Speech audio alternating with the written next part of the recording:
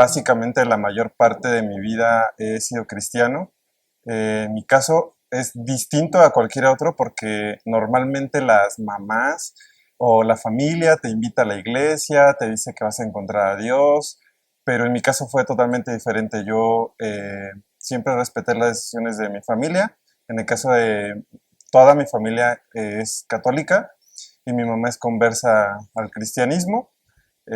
Cuando ella se convirtió empezó a cambiar y eso fue algo que a mí me impactó, me llamó la atención porque mi mamá venía de la iglesia muy feliz, muy contenta, muy en paz y yo siempre le preguntaba, ¿no? ¿Qué te dan ahí, no? ¿Qué es lo que te dicen que te hace sentir tan en paz y tan feliz? Y ella siempre decía, pues es que estoy aprendiendo de Dios, estoy conociendo de Él.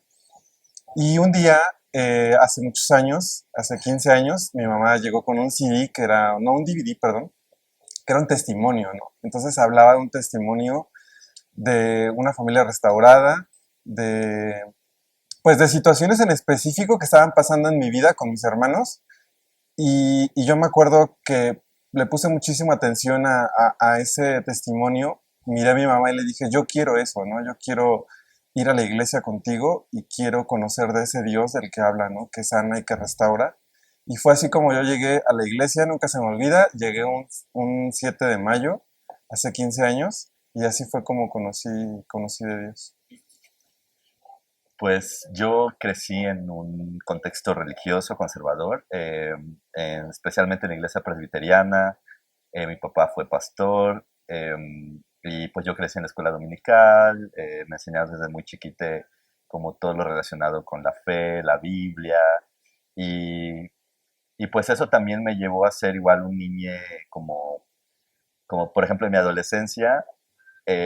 Siempre me cuidaron mucho y no me dejaban como salir con mis amigues desde la escuela y así. Justo desde esta idea como de no te contamines con el mundo, ¿no? Básicamente nací siendo cristiano, mis papás son pastores, entonces me tocó vivir toda esta experiencia un tanto romántica, espiritual, religiosa, de ser el hijo esperado por los padres y una vez que ellos me dan la bienvenida a este mundo, inmediatamente hacen el compromiso con Dios de consagrar mi vida para el servicio de Dios. Pues sí, yo vengo de una iglesia cristiana muy ortodoxa, muy legalista, con normas muy rígidas.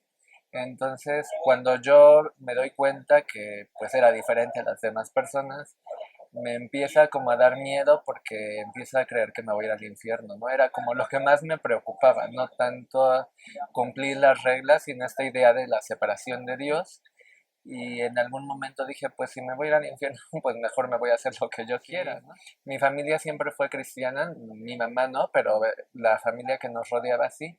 Entonces crezco como con toda la tradición cristiana, ¿no? Justo cuando yo llego a la iglesia, estoy empezando a conocer un poco mi sexualidad.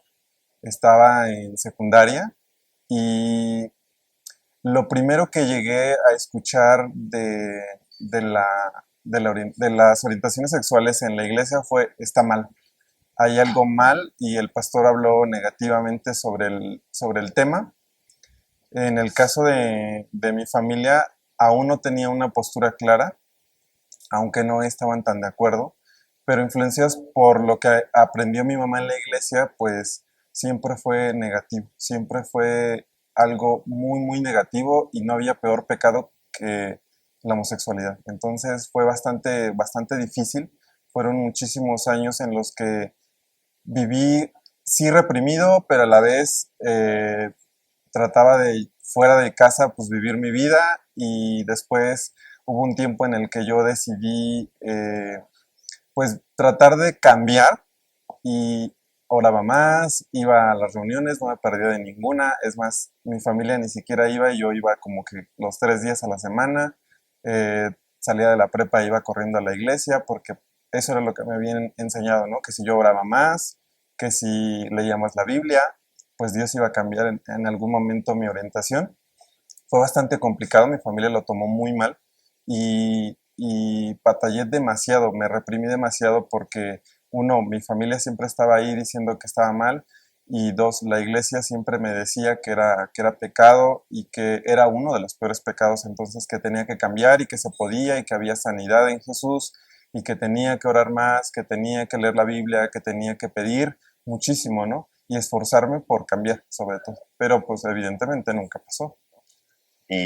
Pues en mi adolescencia yo también empecé como a descubrir mi sexualidad, eh, pero sí creo que mi adolescencia fue una adolescencia, creo que mi adolescencia fue muy triste, o sea, mi etapa de la secundaria creo que ha sido la peor etapa de mi vida, porque como vivía en una burbuja, o sea, mi familia me tenía mucho como de no, eso, como de cuidarme mucho, de no salir y así.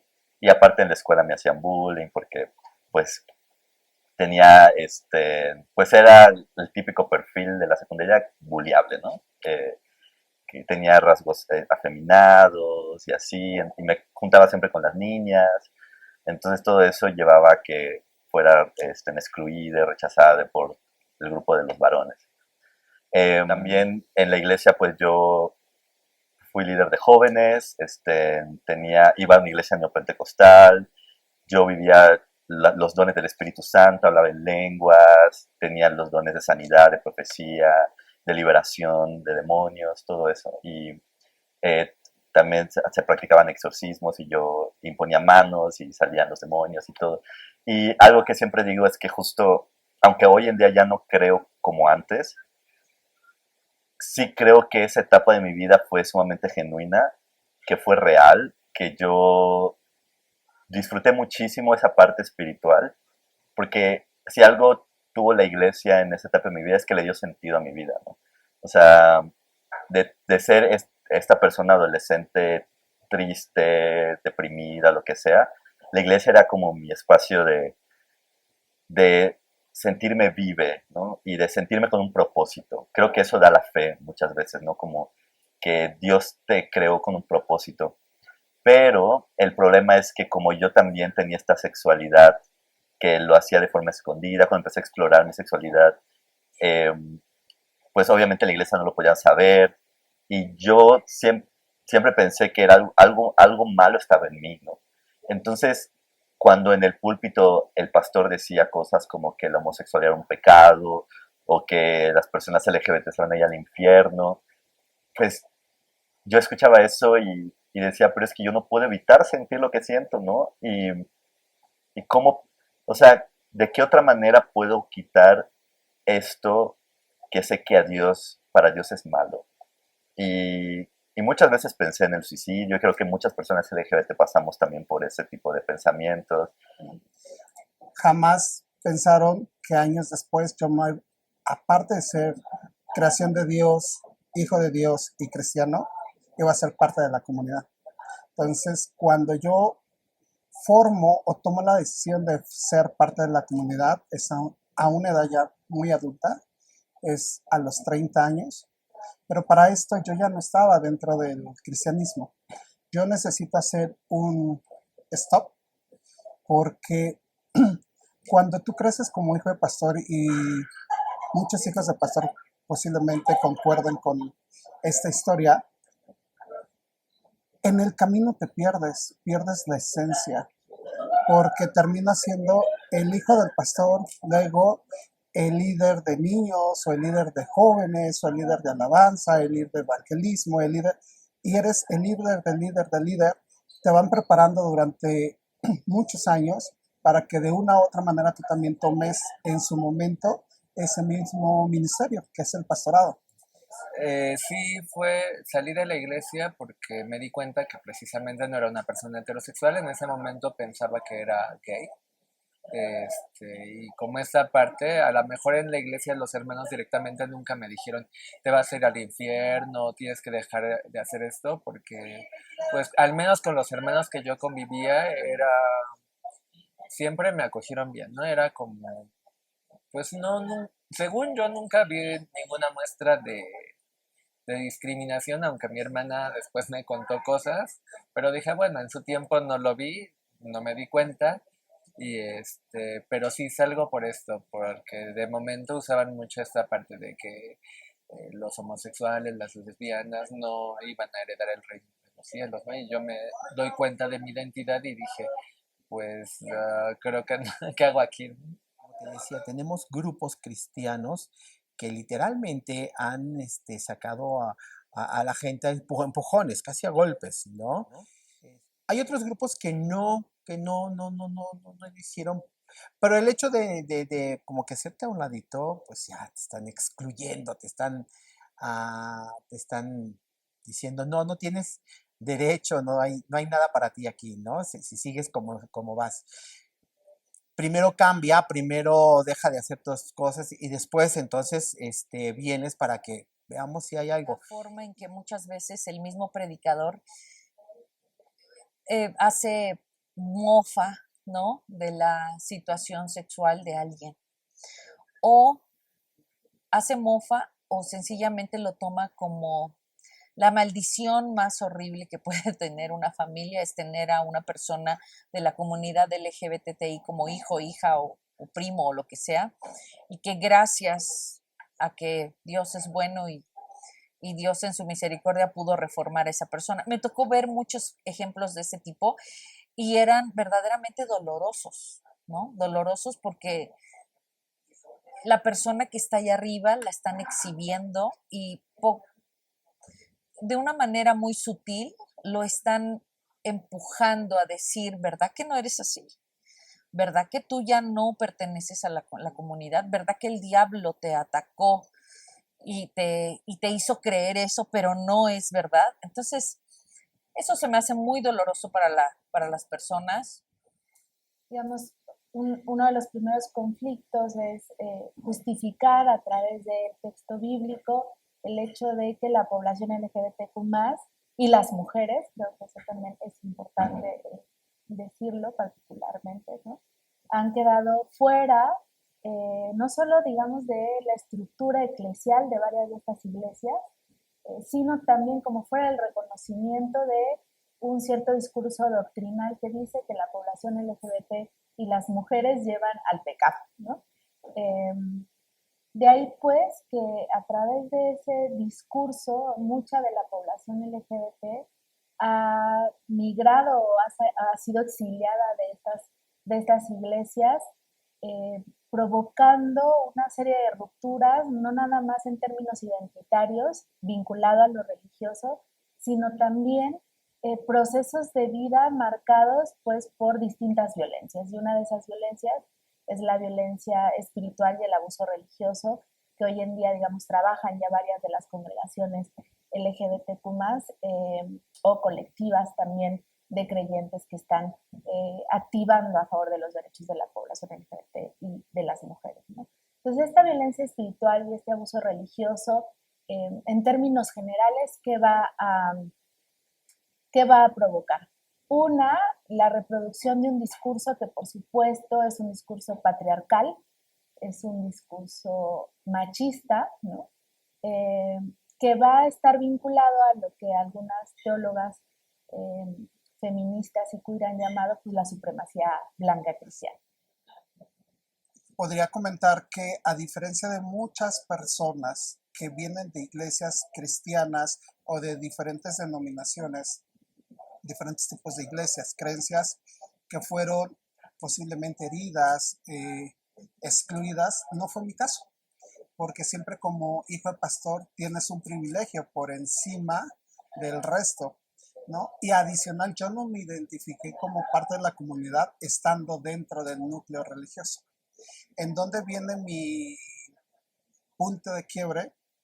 En que cuando yo me identifico como parte de la comunidad, cuando yo lo descubro, por decirlo de alguna manera, necesito platicarlo con mi familia, necesito platicarlo con mi padre, con mi madre, con mi hermano, todos ellos trabajando en diferentes iglesias, con diferentes ministerios, y ahí es en donde realmente viene mi punto de quiebre, porque a pesar de que yo estaba fuera en ese momento de una vida religiosa activa, nunca dejé de creer en Dios, nunca dejé de asumir mi religión como cristiano, simplemente la dejé en pausa.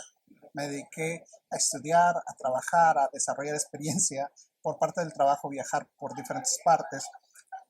Y cuando descubro esto, esta parte fue complicada porque tienes 30 años de, de dogmas, de doctrinas, de iglesia, 30 años de experiencia, 30 años de servicio, 30 años de predicar, aunque ya no estés en una iglesia activo, simplemente nunca te vas a poder quitar la etiqueta de hijo de pastor, tus apellidos te acompañan en el ambiente, nunca te vas a poder quitar la etiqueta de cristiano. Entonces, es complicado porque cuando ya quiero platicar con mi familia, la primera pregunta es ¿cómo lo hago? ¿No? ¿Cómo me acerco a mi papá? ¿Cómo me acerco a mi mamá, a mi hermano? Porque, ¿y cómo me acerco a la iglesia? ¿Qué les voy a decir? 20 años prediqué diferentes temas, entre ellos la parte de LGBTIQ+, ¿no? Siendo yo también tipo Pablo, ¿no? Quien perseguía a la comunidad, pero no cristiana, sino cristiana LGBTIQ+. No, nunca hubo un acercamiento de parte de pastores o líderes que a mí me dijeran que tenía que cambiar o que había una cura o algo. Simplemente las personas que se daban cuenta se acercaban, pues como siempre, a hablar del amor de Dios, condenando y diciendo que pues estaba mal, que era pecado, que tenía que cambiar, que tenía que dejarlo. Eh, Nos fuimos de esa iglesia después de varios años de estar ahí, llegamos a otra nueva y era una iglesia mucho más grande, entonces no había oportunidad de que muchos líderes no me conocieran porque es enorme la iglesia, entonces siempre existió como la prédica de ser homosexual está mal, pero nunca fue directo, nunca fue que alguien se acercara a querer decirme cómo cambiar o que había algo específico que tenía que hacer para cambiar. En esa iglesia no. Sin embargo, pues en casa todos los días era, está mal, tienes que cambiar, eso que tú estás mal es pecado, Dios no lo aprueba. Y viví mucho tiempo, como les decía, reprimido porque pues yo decía, sí, sí está mal, ¿no? Si mi mamá lo dice, si mis amigos en la iglesia lo dicen, si los líderes lo dicen, si el pastor lo dice, si yo estoy leyendo la Biblia y la Biblia lo dice, pues entonces es que tienes razón, ¿no? Entonces yo tengo que cambiar y tengo que hacerlo porque Dios es lo que Dios quiere, ¿no? Era lo que yo siempre pensaba. Estuve en una iglesia que no era incluyente cuando no sabía que Dios no me amaba. Y sí traté, por el amor tan grande que yo le tengo a Dios y que siempre le he tenido, traté de no ser homosexual, ¿no? ¿Cómo lo hice? Pues traté de meterme mucho más en cursos de grupos pequeños, conocimiento de la Biblia, talleres. Mi pensamiento nunca era casarme o estar con un chico, nunca fue ese mi pensamiento. Yo sencillamente era alejarme de la vida gay, ¿no? Ese era más que nada. Tuve que pasar por 1, 2, 3 psicólogos cristianos e inclusive tuve que entrar a terapias de conversión fuera del país. ¿Por qué? Porque yo no quería que mis papás supieran, ¿no? Tampoco yo quería aceptarlo o asumirlo. Entonces fue un tema que me lleva de ser una persona muy exitosa, porque en ese entonces estaba creciendo en el trabajo a nivel profesional, y me hunde en una depresión y en una ansiedad que me lleva inclusive a pensar en el suicidio. Estamos en un momento histórico en el que algunos sectores dentro de ciertas iglesias están cuestionándose si este discurso que excluye a la población LGBT y que además ha provocado innumerables procedimientos que llevan a esta idea de que la población LGBT es población enferma, es decir, que siguen reproduciendo un discurso de los años 70, ¿no? que ya ha sido interpelado tanto por la Asociación Americana de Psicología como por Naciones Unidas, que señalan que la homosexualidad no es una enfermedad, ¿no? Y no es una enfermedad mental tampoco. Y de ahí que entonces varios de estos procedimientos, como las mal llamadas terapias de conversión o de reorientación sexual que se siguen haciendo en algunos espacios, ¿no? Estén siendo cuestionados por algunos creyentes. Es decir, creo que a nivel institución, las iglesias conservadoras siguen manteniendo una postura radicalmente conservadora, ¿no? Aunque valga la redundancia, diciendo que esto es una posibilidad de corregirse y que mientras se corrija, pues esta población puede regresar a las iglesias. Creo que lo que está sucediendo, y mucho más importante para mí, es que es en las bases de las iglesias, es decir, es la población creyente de a pie la que empieza a cuestionar ese discurso y esas prácticas, y entonces no solo están cuestionando, sino formulando mecanismos, una para erradicarlas, otra para dejar de reproducir esos discursos en estas iglesias tradicionales. Pero la gente de la iglesia me exigía que yo diera esos frutos de arrepentimiento estando en pareja con una persona diferente de mi sexo. Entonces, si no había esos frutos, no había manera de poder hacer otra cosa, ¿no? No me quisieron bautizar, no pude tomar el curso de bautizos porque no quisieron que yo tomara el curso de bautizos. Me liberaron N cantidad de veces, o trataron por lo menos de liberarme, pero obvio, pues no existe ¿no? El espíritu de la homosexualidad no existe, entonces nunca salió nada. Al final de cuentas, lo único que hicieron fue correrme de ahí, ¿no? Con todas esas formas, pues no me lo dijeron así directamente, Liliana, ya no queremos que estés aquí, pero con todo ese tipo de cosas, pues definitivamente dije, yo no pertenezco aquí, me salí. Yo me salí de la iglesia porque pues todo esto que me decían que tenía que hacer, de orar más y de pedir al Espíritu Santo y de tratar de cambiar, pues nunca resultó. Y llegó un tiempo en el que viví muy, pero muy frustrado. Todos los días estaba intentando pues cambiar, estaba presionándome demasiado hasta un punto en el que sentí que ya no podía, ¿no? Que ya no podía seguir y decidí irme de la iglesia.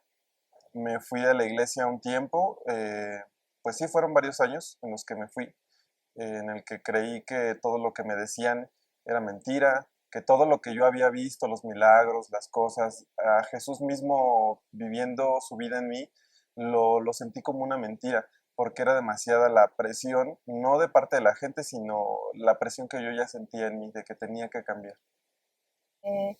Entonces, desde estos puntos, digamos, o momentos históricos o coyunturales, ya han habido colectivos LGBT que, aunque hacia lo público no se posicionan desde la creencia, sí que están integrados por población creyente.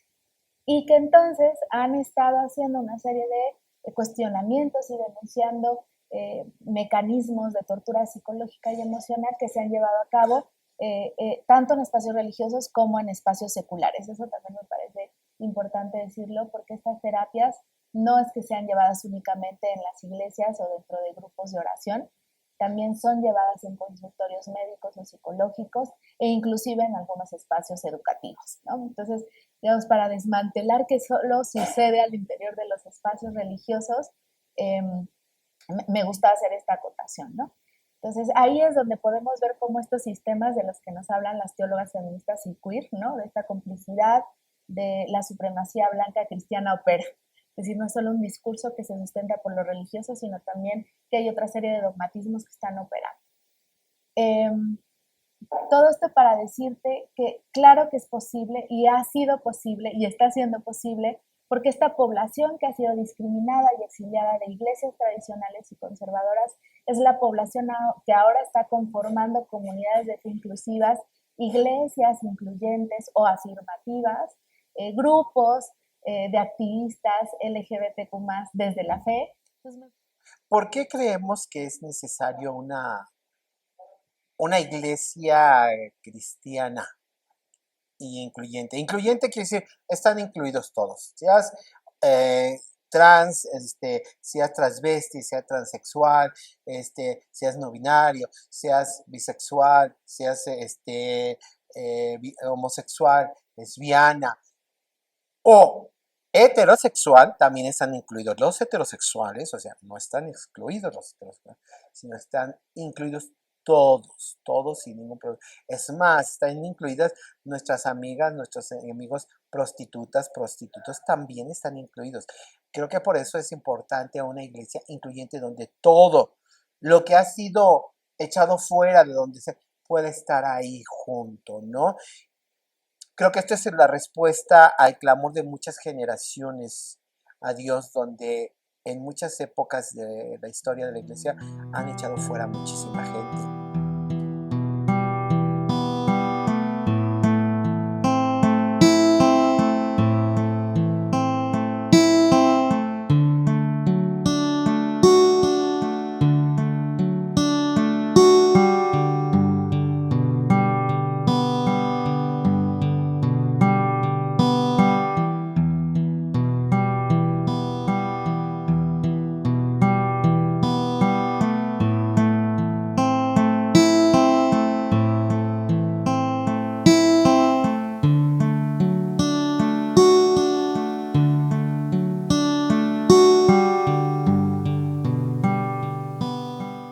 A la población LGBT se les han negado varios derechos, ¿no? Un derecho a reconocerse como quieran reconocerse en términos de identidad, el derecho a amar a quien quieran, independientemente del sexo, color, estética, ¿no? Y otro derecho que ha sido negado es el derecho a profesar su religión.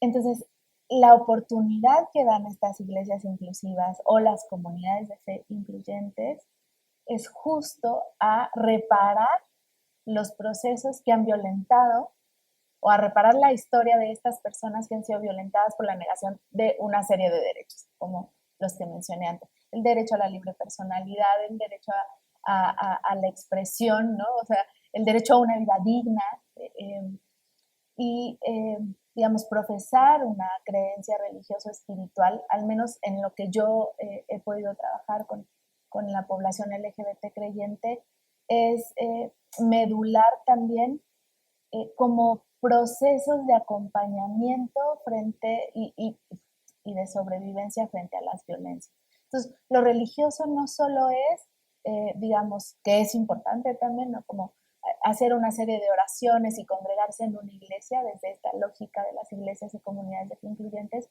sino lo religioso también, o lo religioso espiritual, también implica acompañar en una suerte de reparación psicoemocional a las poblaciones que han sobrevivido a estas violencias, ¿no? Creo que esta necesidad que tenía esta comunidad, que había sido excluida, que había sido echado fuera de todos los lugares, de todas las iglesias cristianas, vuelvo a repetir, no importa de la denominación que se le llame, todas nos echaron fuera, no nos quieren, no nos aceptaban y siguen en la actualidad con esto. Entonces yo creo que la respuesta de las plegarias de tanto tiempo a Dios de por qué, donde encontremos y tengamos respuestas. En Estados Unidos empezó hace 55 años y en México 25.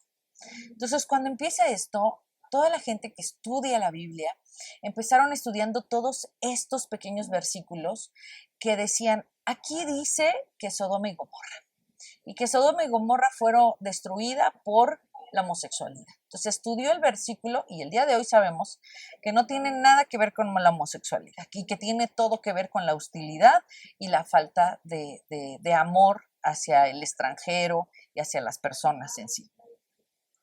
Y así fuimos estudiando versículo por versículo, diciendo, lo sacaron de su contexto, hay una mala traducción, esto significa esto, o sea, ¿sí?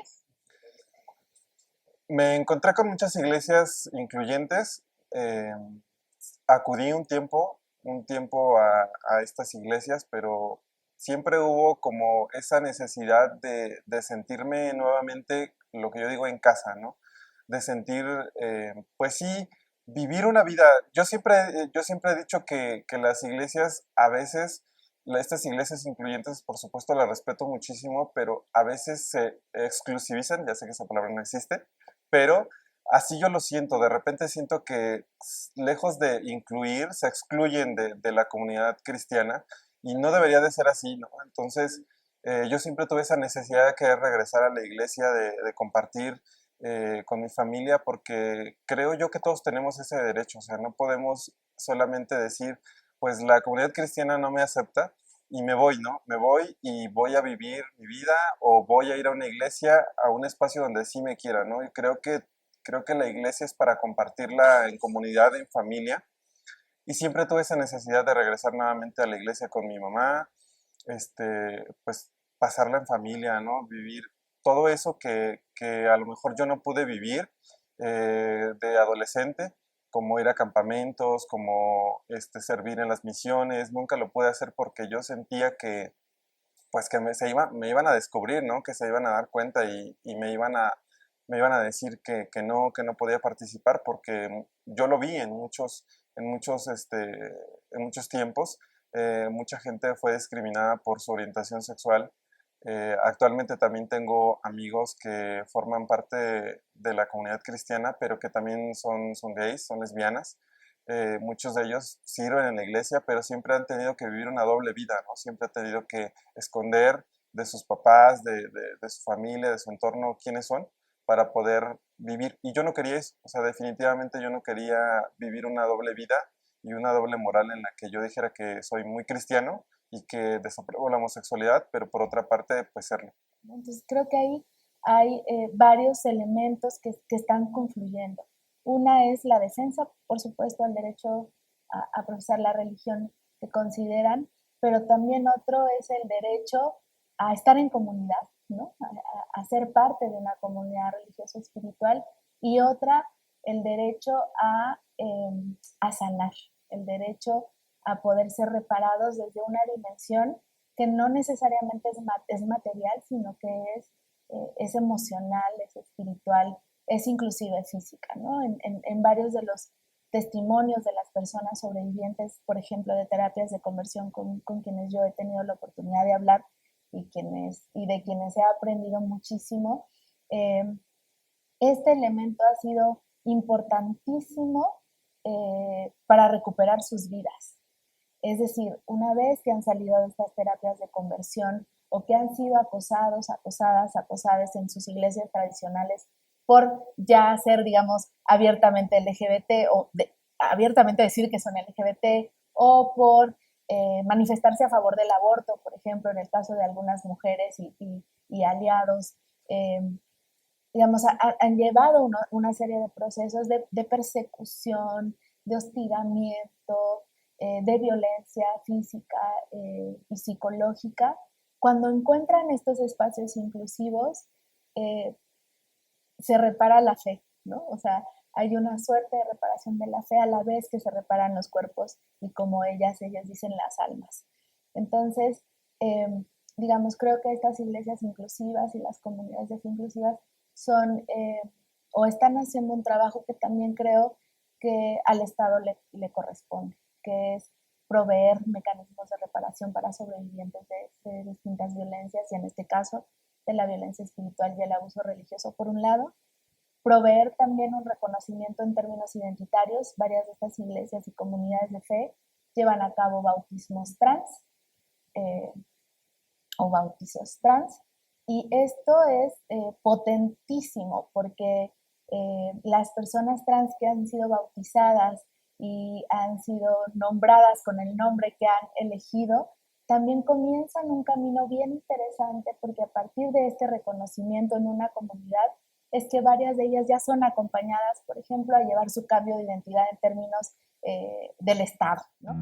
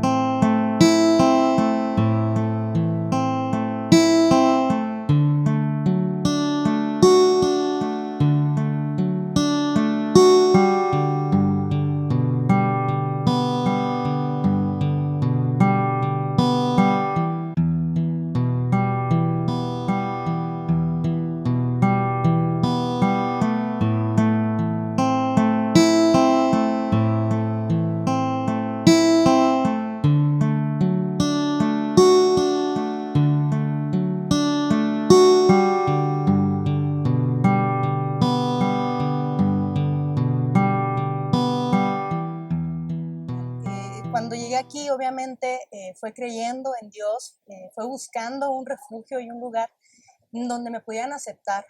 Y existir este tipo de iglesias es importante para que nosotros podamos ejercer nuestro derecho, justamente ese derecho a poder elegir la religión que querramos, sea cual sea. Lo que hemos visto en todo este tiempo es que se ha coartado nuestra oportunidad de poder elegir y hemos escuchado esos estereotipos religiosos de decirte no se puede, no puedes seguir a Cristo, o si sí, te lo condicionan y te dicen el que tienes que hacer. Y parte de ese condicionamiento es dejar tu esencia de lado. Nosotros tenemos un lema en Misión Cristiana Incluyente: identidad, seguridad y dirección. Lo que ellos pueden esperar aquí es identidad, encontrar su verdadera identidad como seres humanos, primero. La manera en cómo son vistos y cómo quieren ser vistos. La seguridad de que están en un puerto seguro. La seguridad en que no importa si estás enfermo, si tienes alguna condición que para el mundo es peligroso, si tienes alguna cuestión psiquiátrica incluso, para nosotros no lo manejamos como son demonios y los hacemos a un lado, o tienen cierta repelush, a tener cierta repelush a gente que a lo mejor vienen con problemáticas muy severas. Hemos tenido gente con drogas, ¿sí? Con problemas de drogas muy fuertes. Por eso nos es muy importante la identidad, la seguridad de que llegas a un lugar donde lo que pasa aquí se queda, aquí nuestro Señor trabaja, nosotros nos dejamos guiar, tenemos grupos pequeños, donde en estos grupos pequeños justo nos vemos a lo largo de la semana en línea para crear una red de apoyo donde entiendan que primero está Dios, que Dios es el centro, ¿sí?, de tu identidad, que los propósitos que tiene Dios para tu vida, ¿sí?, Él te los va a dar, pero tienes que vivir con una identidad, con una seguridad y con una dirección. ¿Cómo vamos a vivir con esto? La red de apoyo que Dios nos permite crear es Dios, la iglesia, la psicología, la psiquiatría, la tanatología, la consejería que se da. Saber que tienes que crear tu propia red donde cuando te sientas sin identidad, te sientas inseguro y sientas que no tienes dirección, puedes acudir a todo esto. Y sepas que Dios te da las herramientas para que tú dependas únicamente de Él. Que sepas a dónde recurrir, de dónde tomar fuerzas, saber que Dios es el dador de la ciencia, de la medicina, de todo esto que te puede ayudar. Eso es, identidad, seguridad y dirección. La dirección te la da Dios. O sea, hay un ejercicio ahí que sí tiene que ver con la lógica de la creencia y cúltica, pero que no está desprendido de también la información sobre sus derechos, la capacitación en materia de género, en pruebas rápidas de VIH, en información sobre, en el caso de migrantes, por ejemplo, de algunas comunidades de fe como Ministerio Latino en Estados Unidos, en Oakland, que orienta a las personas migrantes LGBT sobre sus trámites pues, migratorios, ¿no? Para solicitud de visas humanitarias, en fin, o sea, me parece ahí que estas agrupaciones están haciendo un trabajo que no solo está centrado en evangelizar y hacer crecer sus iglesias, ¿no? La proyección es muy distinta, digamos, a las iglesias tradicionales evangélicas, que hay esta concepción que hay que evangelizar porque es una misión, ¿no? La misión del evangelio es hacerlo llegar a todo el mundo y hacer crecer iglesias. En estas comunidades la lógica es distinta. Sí, claro, evangelizan, por supuesto, les interesa atraer a gente a sus iglesias, pero es que ya no es su actividad solo pública, sino también activista. Y creo que ahí hay una gran diferencia entre unas y otras. Pero hoy en día, creo que todo esto, y la palabra misma lo dice, que nuestro Señor nos va revelando conforme somos capaces de poder recibir la palabra de Dios. No todo está revelado. Y entonces hoy en día tenemos que ver, no nada más nuestro argumento es, Dios no habló de la homosexualidad, por lo tanto, creo que Dios me ama. Ese era nuestro primer argumento. El argumento que hoy MCI trae y que creemos fervientemente es, no, perdón, pero Jesucristo sí habló, Dios sí habló de la homosexualidad y habló a favor. ¿Ajá? ¿Cómo? ¡Ah! Locura. Isaías 56, 4 y 5. ¿Sí? Habla de los eunucos.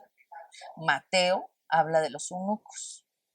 Y dentro del contexto de los eunucos, dirás, a lo mejor algunas personas nos preguntarán, oye, espera, tú te estás comparando con los eunucos es otra cosa completamente diferente. Hay todo un estudio, ¿sí? Hoy hay todo un estudio de los eunucos, en donde estudiando esa palabra y todo lo que tiene que ver con ese contexto social, lo transportamos al de ahora y vemos que nosotros somos los eunucos del siglo XXI, ¿sí?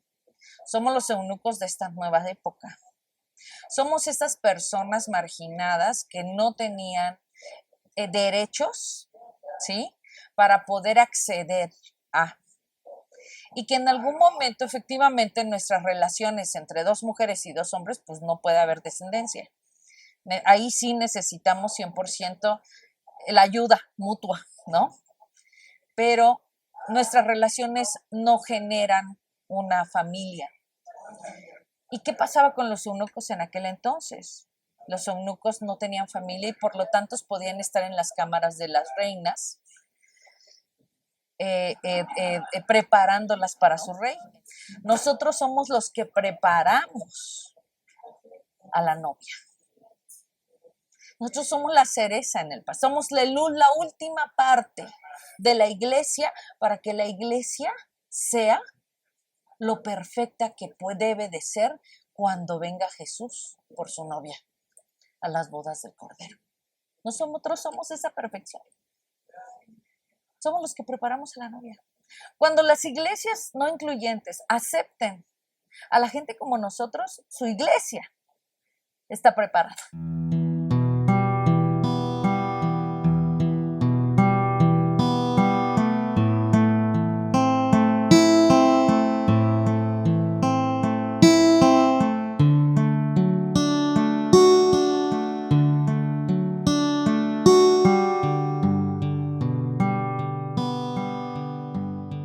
Ahora, en términos de la población trans particularmente, por supuesto que al interior de las iglesias o agrupaciones inclusivas afirmativas también hay tensiones y hay contradicciones y hay conflictos que no solo yo identificado, sino que la propia población pone sobre la mesa a discutir, ¿no? Que es que aún siendo población LGBT, en algunos espacios sigue habiendo rechazo a la población trans, ¿no? Hace unos años yo entrevistaba a mujeres diversas, creyentes, y justamente una de ellas, una mujer evangélica, lesbiana, decía que para ella era muy difícil ir a una iglesia inclusiva porque se iba a topar con población trans y que ella no sabía qué eran, en sus palabras, ¿no? Que ella era una mujer lesbiana y que era, pero seguía siendo mujer y que en ese término como que se reconocía en la disidencia, pero que todavía le costaba trabajo como entender a la población trans. Entonces me parece. Lo primero que nosotros hacemos y la experiencia que he tenido es preguntarles cómo te gusta que te llamen, cómo te gusta que te digan por tu nombre, ¿no? Saber que probablemente lleguen muchos que quieren hacer una transición de su cuerpo porque se identifican como otra persona, ¿no? Entonces, pues es indudablemente, bajo mi experiencia, lo más importante es cómo te gusta que te llamen, cómo te identificas, ¿para qué? Para justo llamarte y nombrarte como te gusta, como te has visto, como te has aceptado. Y si no te has aceptado, entender y reconocer quién es tu Dios, que te ama y que hay un punto medular que es el amor. Y sin amor no podemos hacer absolutamente nada. Entonces, bajo mi experiencia es que se identifiquen, que sepan que están en un puerto seguro, que sepan que Dios los reconoce tal y como son que Dios realmente no ve y no le importa nuestro género en lo más mínimo, porque Dios no tiene género y que realmente en este lugar pueden ser como ellos son, ¿no? Trabajamos con gente trans, pero no la trabajamos para que vuelva, para que acepte el sexo que tiene. No, no, no, no. Trabajamos con ellos o con ellas porque sabemos que Dios les ama así como son. Y adelante. La gente trans ha sido la gente muy lastimada a lo largo desde que existen, ¿no? Desde siempre. Ha sido muy lastimada. Porque siempre queremos meterlos en un círculo donde todos nos movemos. Si Dios te hizo hombre, te quedas hombre.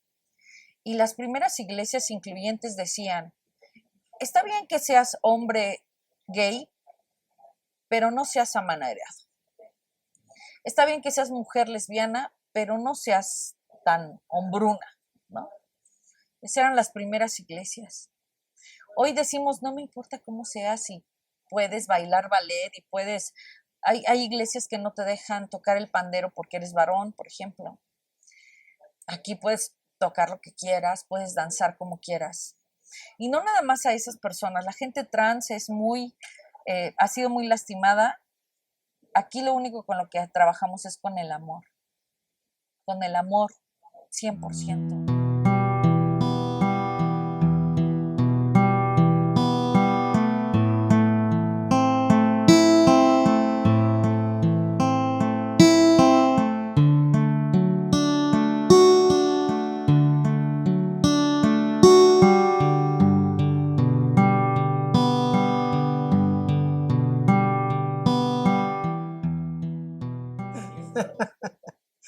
Fíjate que tuvimos la experiencia de ir a una marcha eh, allá en Ixtapaluca. No recuerdo, ya tiene fue antes de la pandemia que se realizó una de las marchas de allá de Ixtapaluca y llegamos, ¿no? Con nuestras pancartas y con nuestros eslogans, nuestras cosas, la llevábamos, ¿no? Y fue curioso porque casi nos querían pegar así los chavos activistas, ¿no? Y ya les dijimos que, pero ¿por qué? O sea, es que ustedes, los cristianos, solamente vienen a querernos amenazar, a golpear, a señalar, a hablar. Y entonces ya le explicamos a estos chicos, les dijimos, mira, nosotros somos una comunidad cristiana, pero somos incluyentes, o sea, nos incluimos todos. Nosotros somos gays también. Como que esto le cambió un poquito el panorama momentáneo. Pero aún cuando nos recibieron para la marcha, después ya no nos quisieron dentro de su grupo porque creen que como yo no voy a dejar de hablar nunca de Jesús, eso sí, me queda perfectamente claro.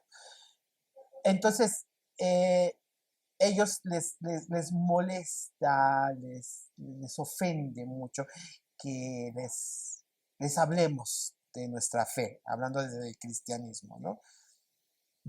Que no sea por amor, que sea por respeto, ¿no? Que yo creo que a veces hay muchos momentos, por ejemplo, en la marcha, que se falta esto, el respeto, no le hemos faltado el respeto entre nosotros mismos. O sea, ya no necesitamos en algunos momentos que venga la gente heterosexual o las comunidades religiosas heterosexuales y nos vengan a golpear. A veces nos golpeamos entre nosotros mismos, ¿no? Me encontraba ahora en la marcha una chica de que le regalamos una de las tarjetitas y que ay, cristianos, dice, a mí no me importa, no quiero esto, que fueron aventándonos en la cara, a Sael le aventaron las tarjetas en la cara rotas, y él, yo no creo esto, que dice, bueno, digo, nada más te regalan una tarjetita, si tú no quieres, no, muchísimas, hubo personas que calladitas fueron y dejaron la tarjetita ahí en el stand donde estábamos. No, muchas gracias. Y ya, ¿no? No pasa nada, absolutamente nada. Pero creo que eso es respeto, ¿no? Y que deberíamos de tener. Entonces, digamos, hay activismos LGBTeros seculares que también están en contra de lo religioso con justa razón, ¿no? O sea, ha habido una exclusión de la población LGBT de iglesias hegemónicas, discursos religiosos hegemónicos que evidentemente han dañado a la población LGBT, ¿no? Pero por otro lado, también hay un discurso secular radical por parte de algunos activismos que solicitan a la población LGBT y a las mujeres, por ejemplo, que renuncien a sus iglesias si quieren ser parte de estos colectivos. Entonces, eso me parece que también, volviendo al tema de los derechos, pues viola su propio derecho a la fe, ¿no? A profesar la fe que consideran. Pues creo que, digamos, en ese sentido, tanto de un bando como del otro, eh, es necesario abrir, poner una escucha atenta y hablar de la diversidad en todas sus intersecciones, ¿no? Me parece que a los activismos seculares les falta mucho conocer los contextos, las historias de las iglesias evangélicas, porque de repente se piensan en bloque y se piensa que todas son lo mismo, y se piensa que los discursos son los mismos, ¿no? Y ciertamente hay discursos homófobos, hay discursos de odio, hay discursos misóginos al interior de muchas iglesias, pero no son todas. Y no son todas porque al interior de estas iglesias hay una diversidad de población enorme que también está haciendo un trabajo fundamental para cuestionar los marcos tradicionales y hegemónicos. Entonces me parece que tanto de los activismos seculares como de los conservadurismos religiosos es necesario una apertura de mente, ¿no? Y de corazón, como dicen algunas feministas creyentes, para poder escuchar cuáles han sido las necesidades de un sector específico de la población LGBT, que es un sector creyente, que es un sector que viene socializado de iglesias evangélicas, que se ha formado en términos religiosos y teológicos y que desde ahí están activando políticamente. Pero esto no es mientras. Yo empecé con esto hace 14 años, con MCI, y empecé con CC, cuando lo descubrí CC 2001, en el 2001. Pues yo tengo de conocer a Cristo todos esos años. Esto para mí no es un juego. Y una de las cosas que se requiere y que Dios puso en mi corazón, que se requería darle seriedad de una forma en este mundo, ¿no? De una forma con el gobierno, es darnos de alta como AR, ¿no? Como asociación religiosa. Pero siempre que veíamos todos los puntos a desarrollar, sí, es difícil, ¿no? Pero dijimos, vamos a darle seriedad. Y gracias a que tenemos las personas, Dios te manda a las personas, gracias a que tenemos a las personas correctas para hacer ese tipo de cosas, nos mandó a una abogada que se encargó de hacer todo esto, de traernos todos los papeles a firmar, un maestro que tengo que es el pastor Jesús, donde él se dedicó a hacer todos y a revisar, empezamos a revisar todos los estatutos y todo lo que nos pide gobernación, que no es poquito, que es bastante, ¿no? Pero cuando llegué aquí a la iglesia, justamente se vio la necesidad por parte de la pastora Liliana de tener nuestro registro constitutivo.